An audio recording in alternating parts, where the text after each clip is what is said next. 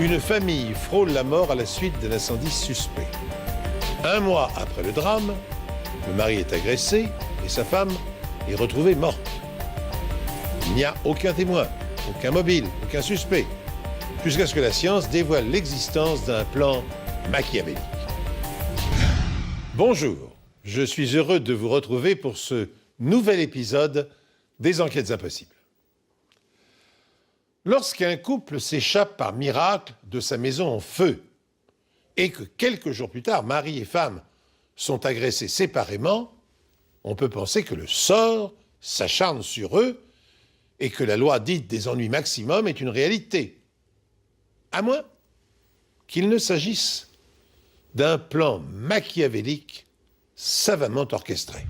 Michael et Effie Ratley ne se sont pas rencontrés comme la majorité des autres couples au travail, à l'université ou grâce à des amis communs. Bonjour. Bonjour. J'ai comme l'impression que vous avez un problème. Effectivement. Effie avait crevé et Michael lui avait alors proposé son aide. Vous pouvez m'aider? Ça devrait pouvoir se faire. Merci beaucoup. Moi, c'est Michael. J'étais heureuse pour Effie qu'elle rencontre enfin quelqu'un. Ça faisait tellement longtemps qu'elle était célibataire. 18 mois après leur rencontre, Michael et Effie se marient. Mais leur bonheur sera de courte durée. Ils divorcent 3 mois plus tard. Ils ne sont pas restés mariés longtemps, mais ils sont restés très proches après leur séparation. Moins d'1 an plus tard, le couple se remarie et donne naissance à un fils, Hayden. Je savais qu'elle se remettrait avec lui parce qu'elle l'aimait vraiment. Elle était vraiment très amoureuse de lui. À l'époque, Michael est employé de bureau. Le couple s'installe dans un mobil-home juste à côté de la maison des parents de Michael à Bryceville, en Floride. Mais quelques semaines après la naissance du bébé, un drame survient. Un incendie éclate dans la maison de Michael et Effie.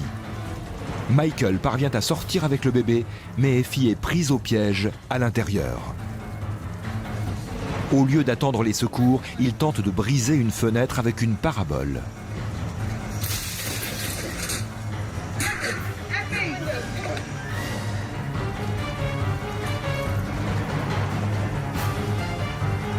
Pour la presse locale, Michael est un véritable héros. La femme de Michael était endormie. Elle n'avait pas conscience de la situation. Je n'ai pas vraiment réalisé ce qui se passait sur le coup. C'est quand je suis sortie que j'ai compris. J'étais tellement soulagée qu'il soit sain et sauf. Michael remercie le ciel de s'être réveillé. Je ne veux même pas penser à ce qui se serait passé si je ne m'étais pas réveillé. C'est trop effrayant. Quand je l'ai entendu, je me suis dit que c'était un véritable héros. Quand j'ai vu les dégâts à l'intérieur de la maison, j'ai réalisé que si elle était restée une seconde de plus à l'intérieur, elle serait morte. Après enquête, les pompiers déterminent que l'incendie a été provoqué par un court-circuit électrique et découvrent que les détecteurs d'incendie étaient défaillants. Le feu était d'origine accidentelle. Après l'incendie, Michael, Effie et leur bébé s'installent chez les parents de Michael. Effie avait sa propre chambre. Ses beaux-parents ont tout fait pour qu'il soit bien installé. Ils voulaient les aider.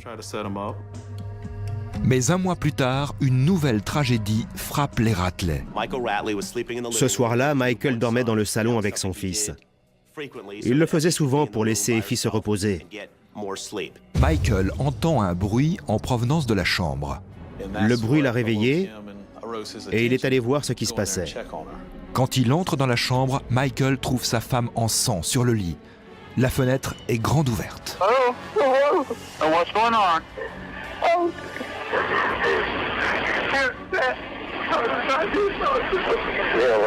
What's going on, sir? I don't know. My son just come in. My daughter-in-law's in the bed. I don't know if she's pale. Okay, well, what is she doing? She's just laying in the bed right now. She's unresponsive? Yeah. Effie est transportée de toute urgence vers l'hôpital le plus proche. D'après les secours, elle était encore vivante quand je suis arrivé. Mais son état était critique. C'était affreux. Je suis sorti et j'ai dit à ma femme, elle va mal. Elle va très mal.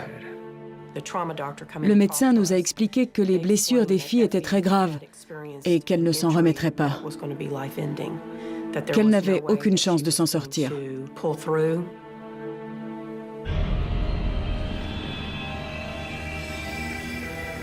Un inconnu s'est introduit chez les Ratley et a agressé Effie.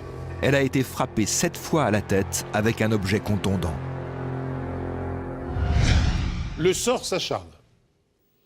1 mois après l'incendie accidentel qui a ravagé le mobil-home des Ratley, Effie est sauvagement attaquée dans la chambre où elle dormait. Frappée à la tête à 7 reprises, son pronostic vital est engagé. Son mari désemparé ne comprend pas ce qui a motivé cette violence aveugle, car le vol ne semble pas être le mobile de l'agresseur. Les blessures étaient en forme d'étoile, ce qui indique qu'elle avait été frappée avec un objet de forme ronde.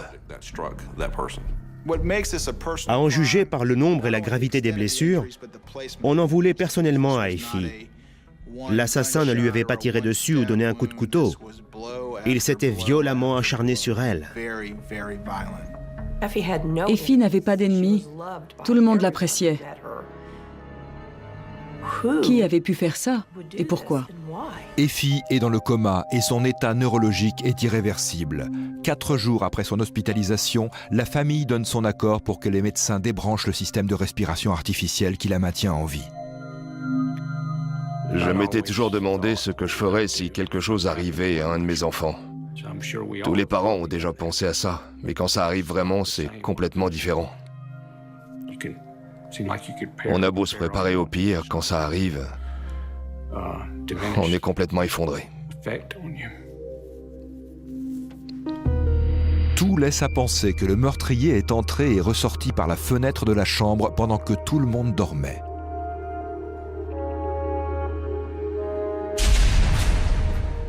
À l'extérieur, ils ont retrouvé la moustiquaire. Elle avait été découpée. Ils l'ont retrouvée juste au pied de la fenêtre. Quand je suis entré dans la chambre, il y avait des éclaboussures de sang sur le mur, derrière le lit des filles.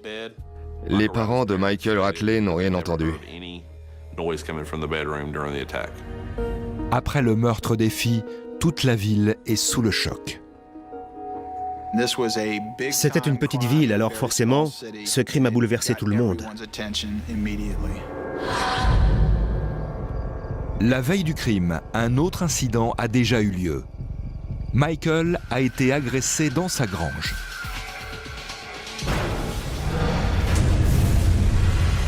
What's going on? My son come home. He got born. Somebody hit him in the back of the head. Does he know who did it? No idea. He don't know if he's blacked out or what.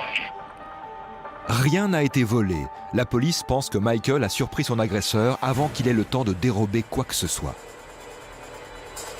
Après ça, toute la famille était très inquiète. Dans le quartier, tout le monde avait l'habitude de laisser les portes ou les fenêtres ouvertes. Mais après cette agression, ils ont arrêté de le faire. Quelques jours avant l'agression de Michael, une femme a été violée chez elle, à une 60aine de kilomètres. Une vendeuse a également été frappée par un inconnu et laissée inconsciente dans la remise de son magasin une semaine plus tôt. Visiblement, un individu s'en prenait aux femmes de la région. Les femmes avaient peur. Elles se demandaient s'il s'agissait du même agresseur. Quelqu'un s'en prenait-il aux femmes? Et si oui, pourquoi? Mais les preuves retrouvées par les enquêteurs laissent à penser que l'agresseur des filles n'est pas rentré dans la chambre par la fenêtre. Le soir du meurtre, les températures avaient fortement chuté et aucune trace de passage n'a été retrouvée sous la fenêtre. Il faisait un froid glacial cette nuit-là. Le sol était givré et on n'a trouvé aucune trace de pas. Aucune trace non plus sur la moquette de la chambre. La moquette était blanche, donc si quelqu'un était entré par la fenêtre, on aurait retrouvé des traces. Il aurait laissé derrière lui des débris de l'extérieur. Le panier de linge posé par terre au pied de la fenêtre est toujours en place et le dépôt de poussière sur le rebord extérieur est intact. Les enquêteurs ont même été jusqu'à filmer les rebords de fenêtres intérieures et extérieures en gros plan.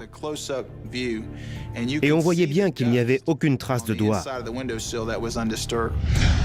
Les enquêteurs doutent qu'Effie ait été attaquée par un rôdeur ou un cambrioleur, car aucune trace de pas n'est visible aux abords de la maison. Aucun objet n'a été dérobé, y compris le portefeuille de la jeune femme posé sur sa table de nuit.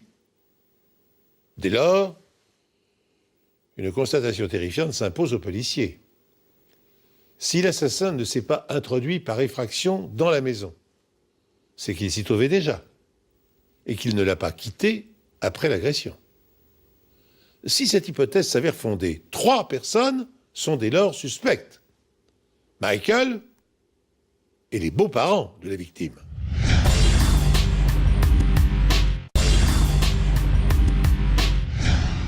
Plusieurs objets appartenant à Michael éveillent les soupçons des enquêteurs quant aux relations réelles du couple.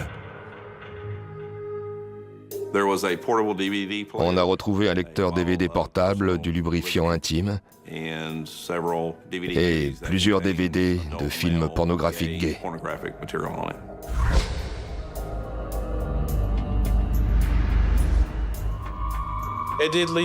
On s'est dit que ça pouvait être le mobile du crime. Il devait avoir un petit ami. Et peut-être qu'il avait voulu se débarrasser des filles pour vivre sa vie. D'après ses relevés téléphoniques, Michael appelait fréquemment un de ses anciens professeurs de lycée, âgé de 35 ans. Tous ces éléments sont effectivement troublants, mais sont-ils suffisants pour expliquer le mobile du crime ? On n'est pas à Hollywood, on est à Bryceville. Et il y avait quelque chose de dérangeant dans cette affaire. Quelque chose ne collait pas. Dans la maison, les enquêteurs ne trouvent absolument aucune trace d'effraction. Les rideaux étaient blancs. Il n'y avait aucune preuve nulle part. J'ai scruté toute la chambre à genoux à la recherche d'éléments qui auraient pu intéresser les techniciens de la police scientifique. Mais il n'y avait absolument rien du tout. La sœur de Michael vit à quelques pas de là, et elle non plus n'a rien entendu le soir du crime. La sœur de Michael Ratley et son mari avaient des chiens de chasse. 8 dans un enclos dehors et 2 autres en liberté. Or, dans le voisinage, personne n'a entendu de chien aboyer le soir du meurtre. D'après certains de ses amis, Michael ne tenait pas que des propos élogieux au sujet de sa femme. Il a dit à ses amis qu'il détestait sa femme et qu'il n'avait pas les moyens d'entretenir un enfant. Malgré ce qu'il voulait faire croire, il n'était pas heureux avec elle. Au dire de la famille des filles, plusieurs autres incidents troublants s'étaient déjà produits. Un jour, alors qu'Effie se rend au travail, Michael l'appelle pour lui demander de vérifier si ses médicaments sont bien dans la voiture.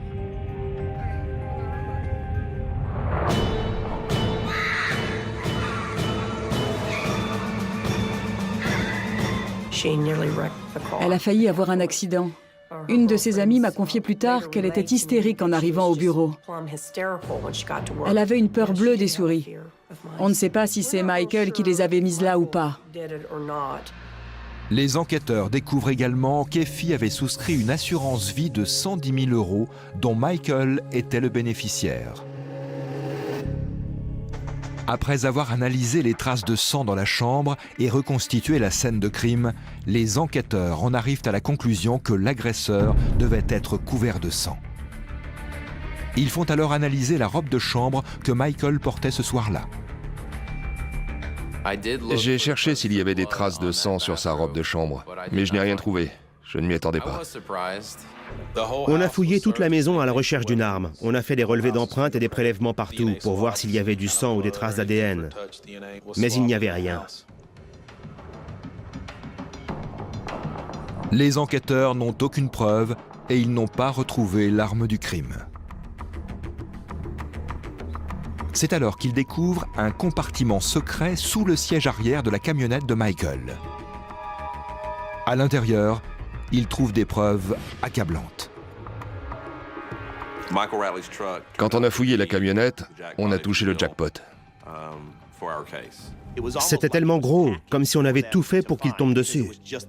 Dans le camion, ils trouvent un marteau, un cutter, un morceau de fil électrique brûlé et 2 paires de gants, une en cuir et une en latex.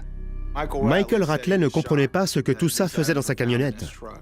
Il s'est exclamé « Mon Dieu, tout le monde va croire que j'ai tué ma femme ».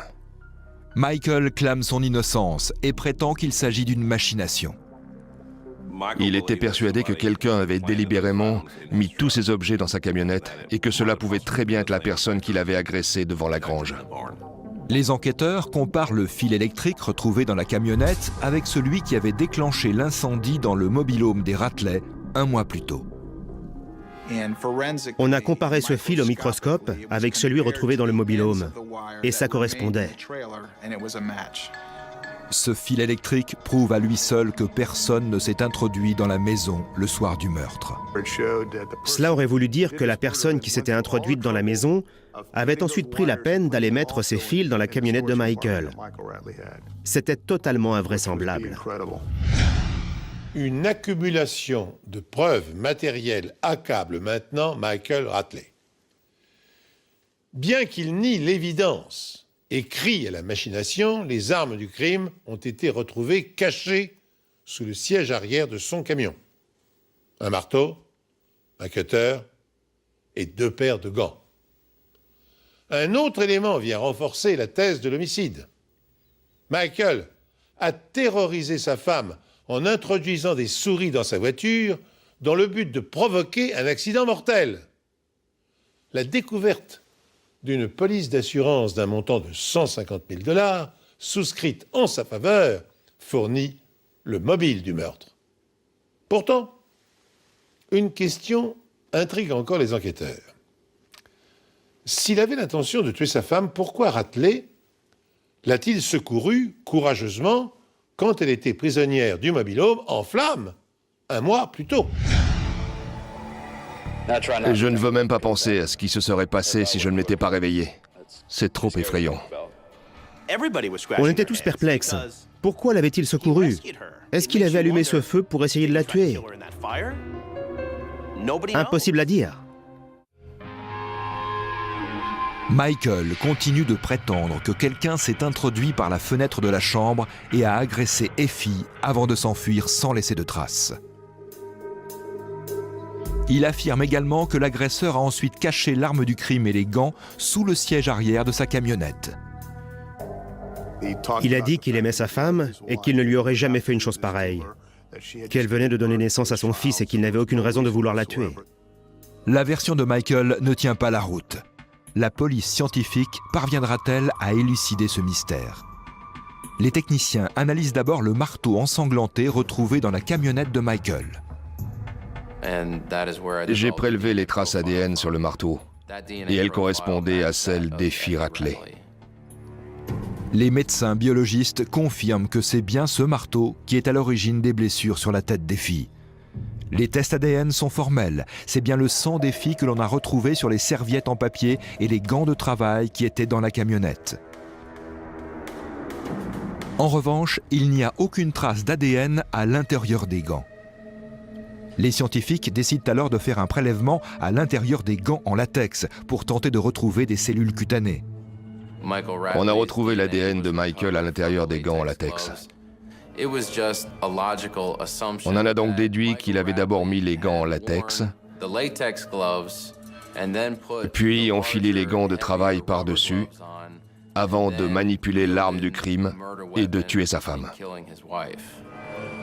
Le père de Michael Ratley avait du sang partout. Il avait essayé de lui porter secours. Michael, lui, ne l'a même pas touché. Quand on découvre sa femme comme ça et que soi-disant c'est un accident, normalement, on se précipite pour savoir ce qui lui est arrivé. Or, il n'avait aucune trace de sang sur lui, ce qui a priori confirmait notre théorie. Les procureurs pensent que Michael a prémédité l'assassinat de sa femme depuis plusieurs mois et qu'il n'en est pas à sa première tentative. C'est peut-être lui qui a caché la souris dans la voiture pour qu'elle ait un accident sur l'autoroute. Il se pose également des questions sur l'incendie du mobil-home. Michael pourrait très bien avoir débranché l'alarme incendie avant de mettre le feu pendant qu'Effie dormait.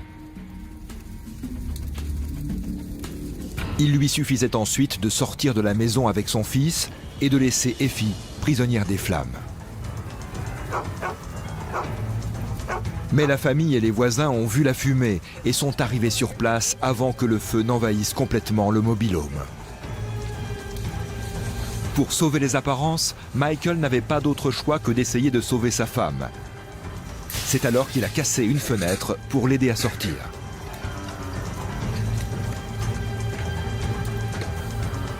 Et il est devenu par la même occasion un véritable héros.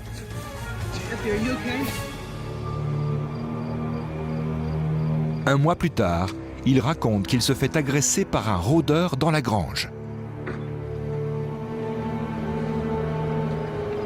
Le tout afin de faire croire qu'un cambrioleur rôde dans le quartier.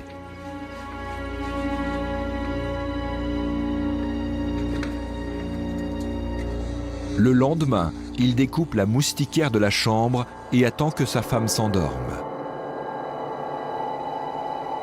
Il se déshabille, enfile les 2 paires de gants et tue sa femme en la frappant avec un marteau.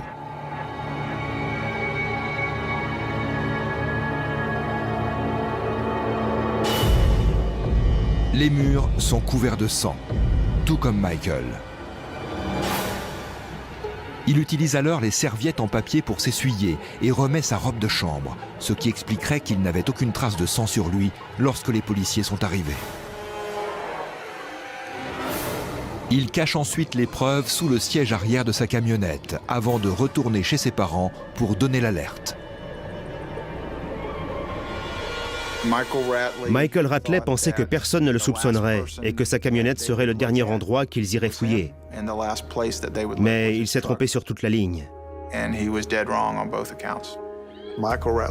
C'était forcément Michael qui avait tué sa femme.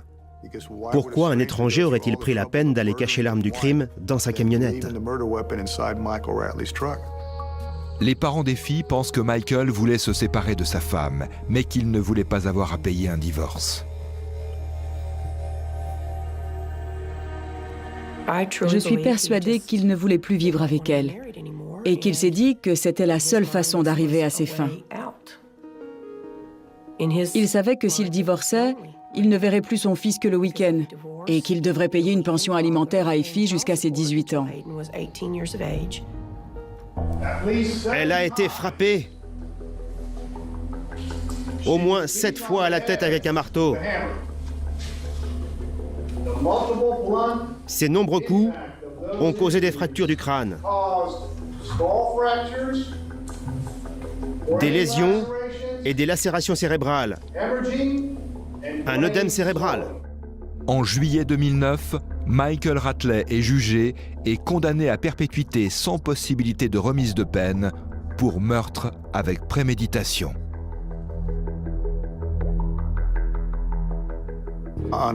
Parfois, on a une certaine image de quelqu'un, mais quand on gratte un peu, on se rend compte que la réalité est différente. Et on découvre alors le vrai visage de cette personne. Michael est un monstre sans pitié. J'ai essayé de comprendre pourquoi il avait fait ça. Comment quelqu'un peut en arriver à commettre un meurtre d'une telle violence? Comme quoi, beaucoup de gens jouent un double jeu. Vu les éléments de la scène de crime et les nombreux indices qu'il avait laissés derrière lui, c'était du tout cuit. Les enquêteurs ne pouvaient pas espérer mieux. Reconnu coupable du meurtre de sa femme, Michael Ratley est condamné à purger une peine de prison à vie sans possibilité de libération conditionnelle. Pourtant, durant son procès, de nombreux témoignages ont plaidé en sa faveur. Selon ses proches, Ratley était un garçon serviable, pieux, pacifique. Ces appréciations paradoxales lui ont sans doute épargné une condamnation à la peine capitale. Si nous connaissons le mobile du meurtre, acquérir les 150 000 $ d'une assurance vie souscrite en sa faveur, des zones d'ombre demeurent. S'ils n'étaient pas faits l'un pour l'autre, pour quelle raison? En effet, Michael et Effie s'étaient-ils remariés alors qu'ils avaient divorcé 3 mois seulement après leur première union? Était-ce une alliance de façade? Le moyen de donner le change dans une petite ville où tout le monde se connaissait? Car du matériel pornographique retrouvé dans la maison après le meurtre a laissé penser que Michael entretenait une liaison homosexuelle avec l'un de ses anciens professeurs. Afin de pouvoir assumer sans contrainte ses préférences sexuelles, Michael aurait tué sa femme avant que le scandale n'éclate. Cette émission est terminée. Je vous remercie de nous être fidèles. Je vous donne rendez-vous bientôt sur cette antenne pour un autre épisode des Enquêtes Impossibles.